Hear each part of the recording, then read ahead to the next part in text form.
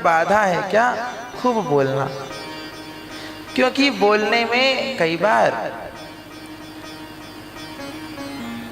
अपराध भी बन जाते हैं। यदि हमारी जबान फिसल गई, जबान से किसी के प्रति कोई अनादर हो गया तो अपराध बन जाएगा।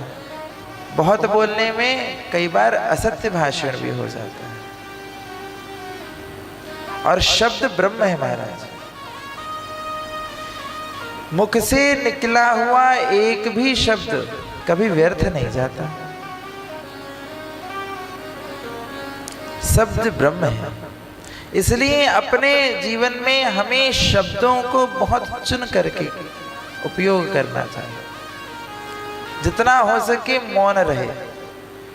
महाराज परिवार के लिए भी ये बहुत जरूरी है कि हर एक वस्तु में, हर एक बात पर अपना पक्ष रखना आवश्यक नहीं है। हम मौन हो जाएं। यदि आपको कोई बात आपके अनुकूल नहीं है तो कुछ क्षण के लिए मौन हो जाओ। मौन होगे, देखो जब अब मैं इसको कितना कहूं, देखो जितने भी जीवात्मा हैं, समझिएगा मैं कह रहा था कथा के 3 भाग हैं। एक तो कथा जब मंगलाचरण होता है उस समय आंख बंद करके शांति से ध्यान करो। उसके बाद कथा का पहला भाग जो है वो है ज्ञान का कांड। उसको हृदय में बिल्कुल प्रमाद को त्याग करके दृढ़ता पूर्वक उसको श्रवण करके अपने जीवन में आचरण में लाने का प्रयास करो, और फिर उसके बाद उत्साह होगा।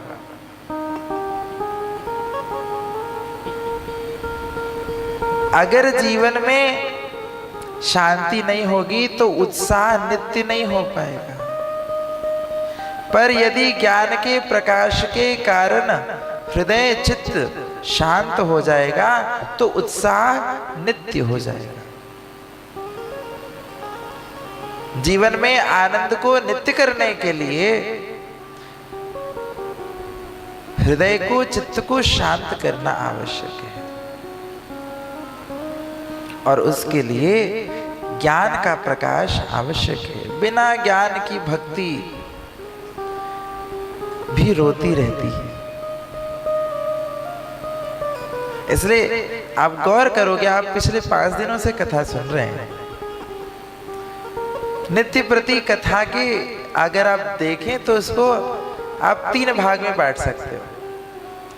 कि शुरू में जिस जो अभी चर्चा चल रही है, ये गहन विषय रहस्यों को, सूत्रों को समझने के लिए,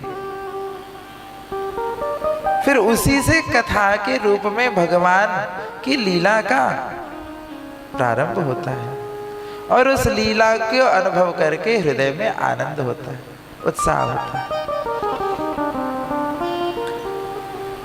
मुनि मौन को धारण करने से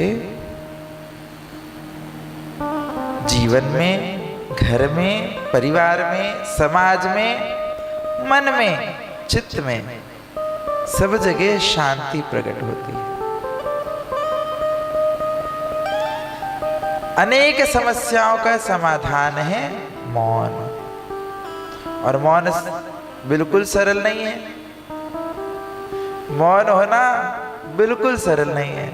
मुख से कोई मौन हो भी जाए, पर वास्तविक मौन क्या है? जब हमारे विचारों का भी मौन हो जाए, हमारे मन में विचार भी उठने बंद हो जाए, शांत हो जाए, तब वास्तविक मौन होता है।